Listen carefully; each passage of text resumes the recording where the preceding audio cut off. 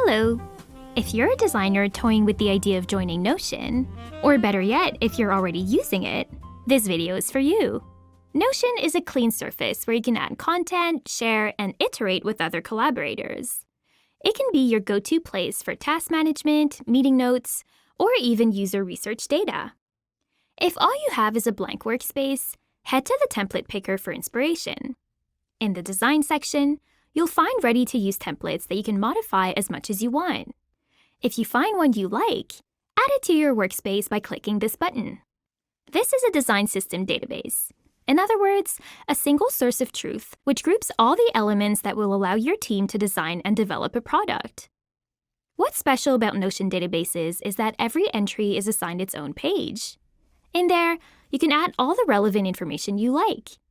This information can take many forms: text, images, videos, but also code snippets, Figma files, and PDFs. I'll go back to a couple of these content types later. At the top of each entry's page, you'll find what we call properties, pieces of information about each entry. This template already contains 4 properties: date created, date last updated, the page's owners, and the page's status. To add a new property to your database, click on Add a Property and select a property type from the dropdown. It can be a URL, single select menu, multi-select menu, numbers, and more. This database enjoys a couple of alternative database views.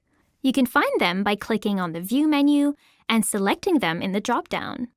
A great thing about Notion is that it allows you to view your data in many different ways. By default, this template is built to show your content in a gallery, but you can also see it displayed in a list or in a board where entries are grouped according to their status. This comes in very handy when you're trying to process the same data for different ends. Once your design system is ready to be shared with others, perhaps with people external to your team, you may want to publish it to the web. To do this, go to the Share menu and turn the Share to the Web toggle on. Your page now exists as a public URL, and all you need to do is copy the link and share it with whoever you want. A meeting notes database will help you keep track of what's being said and decided in meetings, whether it's to refresh your participants' memory or share the minutes with a team member who couldn't make it. You can add as much or as little content as you want to these cards, from simple bullet notes to Figma embeds. For the latter, just type the / key, then Figma, and paste your Figma URL. Your Figma file will appear within your page. You can embed content from multiple apps in a Notion page, from InVision visuals to content from Framer, Abstract, Whimsical, and Miro. Just type the / key, then embed, to see all your embedding options. And if your design team has recurring meetings, such as design critiques, you can create custom templates to quickly add some structure to your meetings, rather than typing it out from scratch every time. Just use this dropdown next to the blue New button to create or use a template. Here's what a Design Crit meeting notes template could look like. Finally, note that you can add code blocks to any page by hitting /, then code.